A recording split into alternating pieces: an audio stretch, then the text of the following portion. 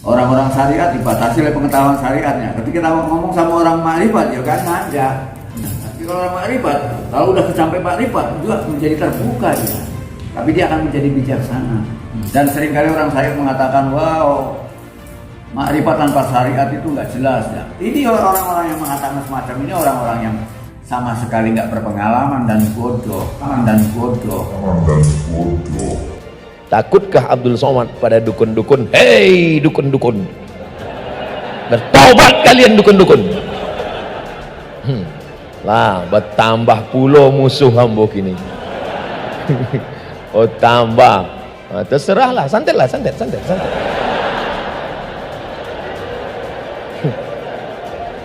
Wak pun mati juga lah. Orang nan mati disantet mati syahid, betul? Takbir. Man atakahinan, siapa yang datang ke dukun, fasaddaqahu bima yaqul, percaya pada cakap dukun, falam tuqbal lahu salatun arba'ina yauman, tak diterima solatnya 40 hari 40 malam.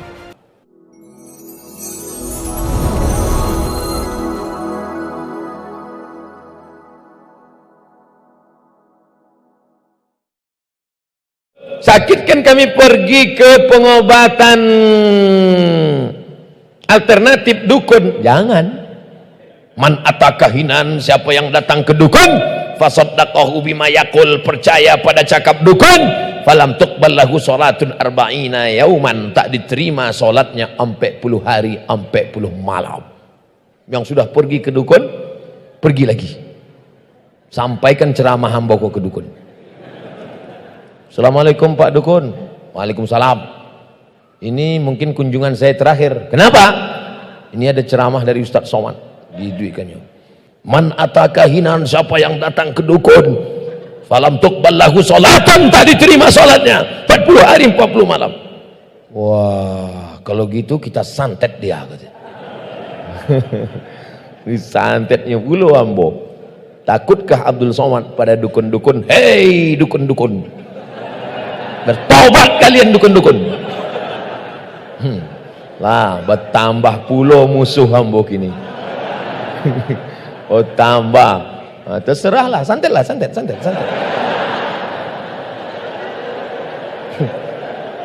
Wak pun mati juga lah.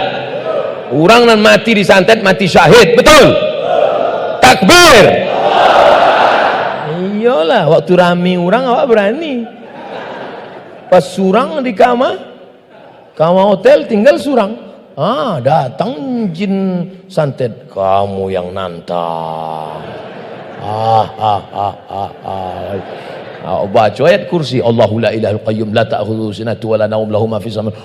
Saya juga hafal.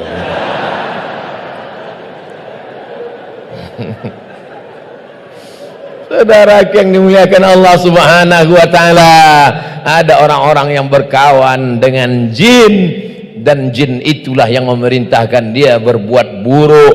Sebenarnya sadu awak nan lahir ke dunia iko, awak membawa jin, namanya jin korin. Orang nan indak percaya pada jin, maka dia kafir.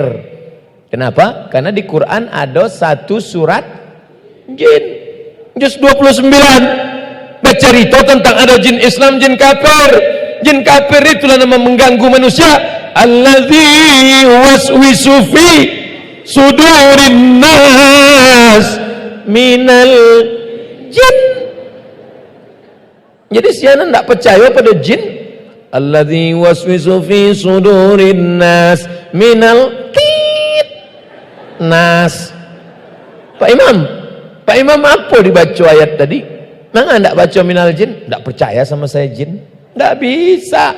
Yang syirik itu kalau awak percaya bahwa jin itu bisa mendatangkan mudarat ke awak, maka awak membaca doa Bismillah, Bismillah, dengan nama Allah. Bismillahilladzi la yadurru ma'asmihi syai'un fil ardi wala fis sama. Kusebut nama Allah, dengan kusebut nama Allah tak ada satupun yang dapat menimbulkan mudarat baik di bumi maupun di langit. Maka jangan meminta kepada dukun. Hai dukun-dukun, tobat kalian. Like and share. Mudah-mudahan dari 100 video yang di-share ada ditonton dek dukun dapat hidayahnya. Ayah diallahu bika rajulan wahidan, satu orang dapat hidayah karena engkau khairum min humurin na'am, lebih baik daripada kau memiliki seekor unta yang merah. Pernah bapak ibu menengok unta berwarna merah? Enggak. Unta biasanya warna oranye limau tuh. Unta warna merah. Merah itu bahasa Italinya Ferrari. Jadi unta warna merah sedan Ferrari. Ngan pintunya cie. Harganya 5 miliar. Rupanya otogo makin sikit pintunya makin mahal. Ferrari itu pintunya cie 5 miliar. Tahun 2020 keluar oto enggak apa pintu lah. Lumpek sewak masuk. Nah, kau sianan ingin dapat Ferrari di akhirat, bersedekahlah. Iyo bana awak di akhirat beko dapat Ferrari Pak Ustadz. Nikmat di surga itu mala a'yunun ra'at, belum pernah dilihat mata, wala udhunun sami'at, belum pernah didengar telinga, wala khatara ala qalbi basar, tak pernah terlintas di hati manusia. Adapun yang diceritakan Ferrari segala macam itu perumpamaan semata, saking mahalnya di dunia diinginkan semua orang manusia, di akhirat jauh lebih hebat dan lebih mulia. Mudah-mudahan kita mendapatkannya, amin. Berkaitan itu kertas pink itu apa? Unjuk rasa. Unjuk rasa jangan disiko. Baik ke Monas. Saudaraku yang dimuliakan Allah Subhanahu wa taala, nan kaampe dan ingin disampaikan Ustaz Abdul Somad adalah bahwa orang-orang yang bersedekah, da'u mardakum, berobatlah ke rumah sakit dokter spesialis, sudah pakai akupunktur, sudah makan herbal, makan madu ya Pak, iya, sudah minum madu, sudah. Satu hari berapa gelas? 3 sendok. Gimana? Kita tes. Diabetes naik. Makin minum madu, gula makin naik. Kenapa gula naik? Rupanya madu gula merah dicampur. Madunya 2 tetes, gula merahnya 2 kilo. Diambil sarang madu, dimasuk-masukkan. Asli loh Pak, asli. Lihat sarangnya masih ada. Ini anak-anak madunya masih ada tahun. Ada. Penjual madu. Obatlah tobat. Man wasana falaysa minna. Siapa yang menipu bukan umat Muhammad sallallahu alaihi wasallam. Hasil jual madu yang membohong, hasil jual madu yang menipu, lalu kau berikan anak menantumu. Ayyuma lahmin nabata min haramin. Setiap daging di badanmu tumbuh dari yang haram. Fannaru aula bih. Neraka jahanam tempatmu, tukang jual madu, pembohong, penipu. Lah, dukun tobat, penjual madu tobat. Akhirnya mereka membuat komunitas mantan penjual madu penipu. Yang tersinggung, yang marah berarti nipu. Kita hanya menyampaikan saja, innama anta munzir. Iya Ustaz, tapi ceramah nggak boleh keras-keras begitu, harus lembut. Hai penjual madu, yang campur-campur nggak apa-apa. Mudah-mudahan Allah mengampunkan ya. Bilah wak ditipunya. Ada masanya tegas, ada masanya lembut, betul? Anak-anak muda bertanya ke awak, nggak mesti sadonya dijawab kareh. Ustadz, saya mau tobat Pak Ustadz, dosa saya banyak Pak Ustadz, neraka jahanam. Datang orang nanlah membunuh 99 orang dibunuhnya. 99 asal jumponya orang bunuh, asal bersuanya orang bunuh. Datang inyo ke pendeta Bani Israel. Hai pendeta Bani Israel, ya, saya sudah membunuh 99 orang. Apakah saya diampunkan Tuhan? Kata pendeta Israel, tidak, Tuhan tak mengampunkanmu. Diambilnya pisau, kalau begitu waangnan keseratui. Mati. Nah, kok kalau datang para pendosa-pendosa, dosaku banyak Pak Ustaz, aku minum khamar, aku berjudi, aku berzina, aku makan haram. La tayasu min rahmatillah. Wahai para pendosa, jangan pernah putus asa dari rahmat Allah. Allah mengampunkan segala silap, salah dan dosamu. Innallaha la yaghfiru ay yushraka bihi. Allah tidak mengampunkan dosa syirik. Wa yaghfiru ma duna dzalika liman yasha.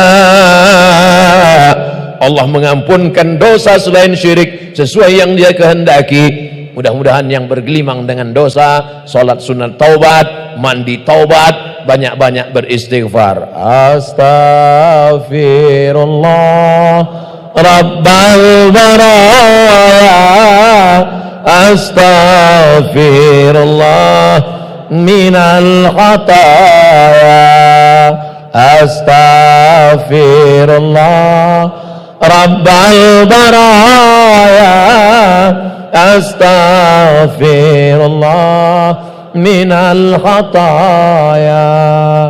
Astaghfirullah, aku minta ampun kepada Allah Rabbal baraya, Rabb yang memberi makan, Rabb yang memberi hidup, Rabb yang menciptakan baraya, semua makhluk. Astaghfirullah, aku minta ampun kepada Allah minal khataya, dari segala macam silap, salah dan dosa.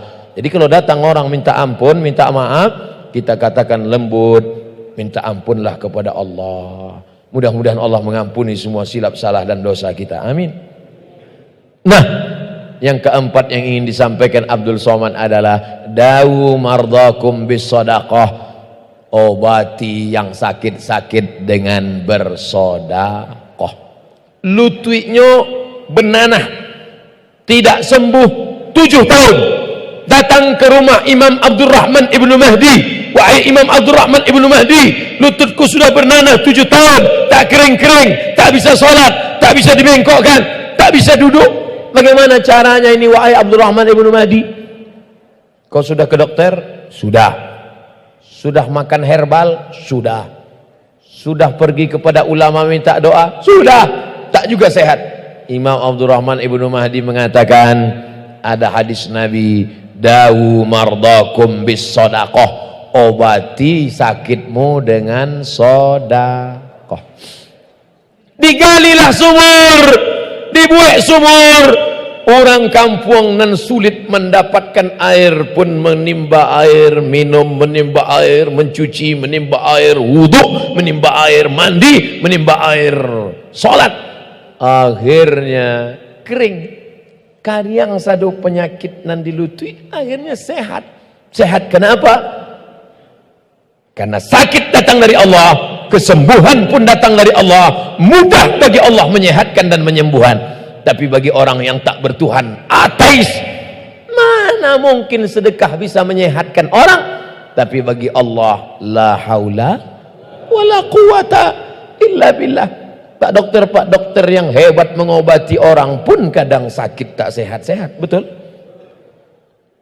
Bapak-bapak yang diponis sakit jangan cepat-cepat putus asa. Bapak nampaknya sudah tak ada harapan lagi, Pak.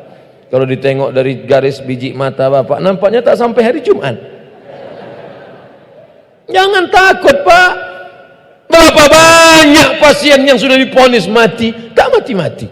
Malah dokter itu pulang mati. Mohon maaf Pak dokter, jangan sakit hati. Tapi intinya adalah bahwa kita hidup sampai malam ini. Allazi khalaqal mauta, Allah yang menciptakan hidup. Wal hayata, Allah yang menciptakan mati. Untuk apa Allah buat Abdul Somad sampai malam ini hidup?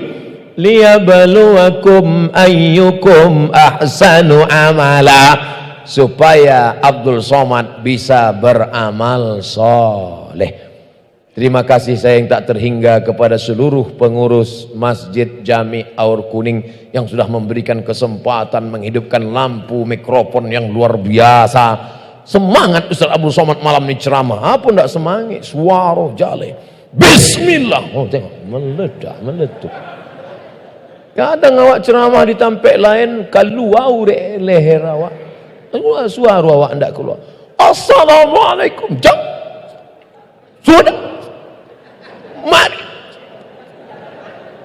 Assalamualaikum. Bawa ceramah. Tapi Masya Allah, tabarakallah, mudah-mudahan yang bersedekah mikrofon ini, selama dipakai mikrofon ini, mengalirlah pahalanya kepada mereka insya Allah. Tapi kalau awak bersedekah, jangan dipesan ke pengurus, ini mikrofon saya biar supaya tahan lama, tolong pakainya seminggu sekali saya.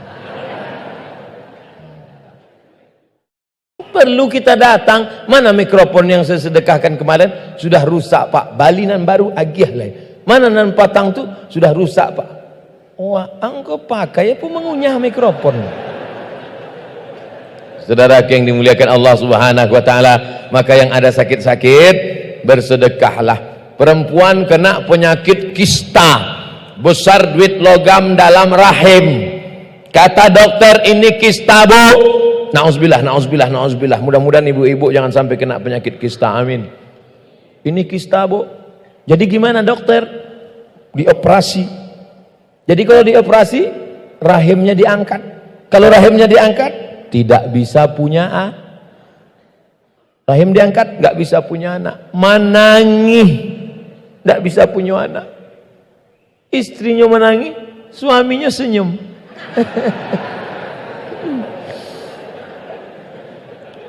Operasinya kapan? Seminggu lagi. Istrinya tahu hadis Nabi, da'u mardakum bis sadaqah, berobatlah dengan sedekah, berobatlah dengan sedekah, berobatlah dengan sedekah. Akhirnya sedekah, cek terakhir ke rumah sakit, rupanya kista mengkerut, hilang. Dokter cek 2-3 kali, kamu kau payahnya kok hilang. Ditanya, ibu makan apa? Nggak ada, biasa makan sapadeh bawang. Kok hilang? Nggak tahu saya cuma sedekah. Rupanya ada hadis Nabi mengatakan dawu mardakum bis sadaqah. Jadi saya masih perlu operasi kista rahim diangkat? Nggak perlu, sudah sehat pulang. Ibu tersenyum ketawa, lakinya pula menangis. Tidak jadi nambah cabang.